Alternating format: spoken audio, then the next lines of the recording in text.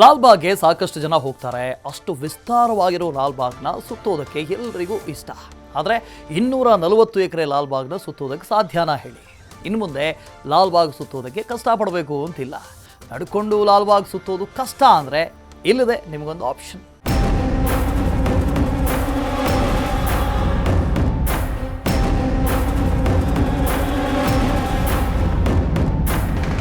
Lalbagh garden ಸಿಟಿಯ ಪ್ರಮುಖ ಪ್ರವಾಸಿ ತಾಣ. ಮಾರ್ನಿಂಗ್ ವಾಕಿಂಗ್ ಅಂತ ಸಾವಿರಾರು ಜನರು ಇಲ್ಲಿಗೆ ಬಂದ್ರೆ, ಇನ್ನು ಕೆಲವೊಂದಿಷ್ಟು ಜನ ಫ್ಯಾಮಿಲಿ ಫ್ರೆಂಡ್ಸ್ ಅಂತ ಇಲ್ಲಿಗೆ ಬಂದು ಟೈಮ್ ಸ್ಪೆಂಡ್ ಮಾಡ್ತಾರೆ. ಲಾಲ್ಬಾಗ್ ಸಣ್ಣ ಜಾಗ ಅಲ್ಲ, ಬರೋಬ್ಬರಿ 240 ಎಕರೆ ಚಾಚ್ಕೊಂಡಿದೆ. 240 ಎಕರೆ ಸುತ್ತಾಡೋಕೆ ಕೆಲವರು ಏದುಸಿರು ಬಿಟ್ಬಿಡ್ತಾರೆ. ಅಂದ್ರೆ ಜನರಿಗೆ ಕಷ್ಟ. ಅದಕ್ಕೆ ತೋಟಗಾರಿಕೆ ಇಲಾಖೆ ಹೊಸದೊಂದು ಐಡಿಯಾ ಮಾಡಿದೆ.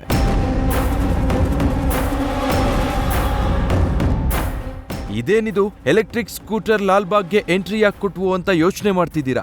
240 ಎಕರೆ ಲಾಲ್ಬಾಗ್ ಸುತ್ತೋಕೆ ಜನರಿಂದ ಸಾಧ್ಯ ಇಲ್ಲ. ಅದಕ್ಕಾಗಿನೇ 12 ಎಲೆಕ್ಟ್ರಿಕ್ ಸ್ಕೂಟರ್ಗಳು ಪ್ರಾಯೋಗಿಕವಾಗಿ ಸೇವೆ ಆರಂಭಿಸಿವೆ. ಡೈನಮಿಕ್ಸ್ ಕಂಪನಿಯ ಫೆಚ್ ಮೊಬಿಲಿಟಿ ಕಂಪನಿಯಿಂದ ಸ್ಕೂಟರ್ ನಿಯಂತ್ರಣ ಮಾಡಲಾಗುತ್ತೆ. ಪರಿಸರ ಸ್ನೇಹಿ ಅನ್ನೋ ಕಾರಣಕ್ಕೆ ಎಲೆಕ್ಟ್ರಿಕ್ ಸ್ಕೂಟರ್ಗಳನ್ನ ಬಳಕೆ ಮಾಡಲಾಗ್ತಾ ಇದೆ.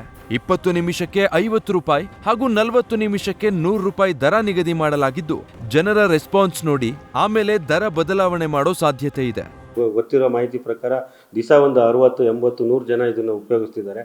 ರಜಾ ದಿನಗಳಲ್ಲಿ ಇನ್ನೂ ಜಾಸ್ತಿ ಉಪಯೋಗಿಸ್ತಿದ್ದಾರೆ. ನಾವು ಇದನ್ನು ಇನ್ನು ಪ್ರಾಯೋಗಿಕವಾಗಿ ಮಾಡ್ತಾ ಇದ್ದೀವಿ. ಇದು ಒಂದು ತಿಂಗಳು ಪ್ರಾಯೋಗಿಕವಾಗಿ ನಂತರ ಆದಮೇಲೆ ನಾವು ಯಾವ ರೀತಿ ಅವ್ರಿಗೆ ಮುಂದೆ ಪಬ್ಲಿಕ್ ಪ್ರೈವೇಟ್ ಪಾರ್ಟ್ನರ್ಶಿಪ್ಪಲ್ಲಿ ನಮಗೂ ಆದಾಯ ಬರೋ ರೀತಿ ಮಾಡಬೇಕು ಅಂತ ಮುಂದಿನ ದಿನಗಳಲ್ಲಿ ನಿರ್ಧಾರ ಮಾಡ್ತಿದ್ದೀವಿ.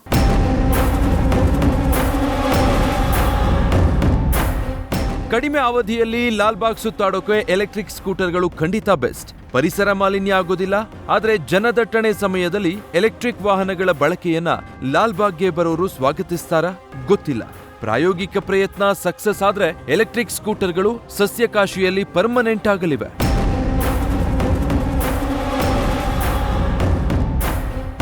Bharat Krishnappa, news first, Bengaluru.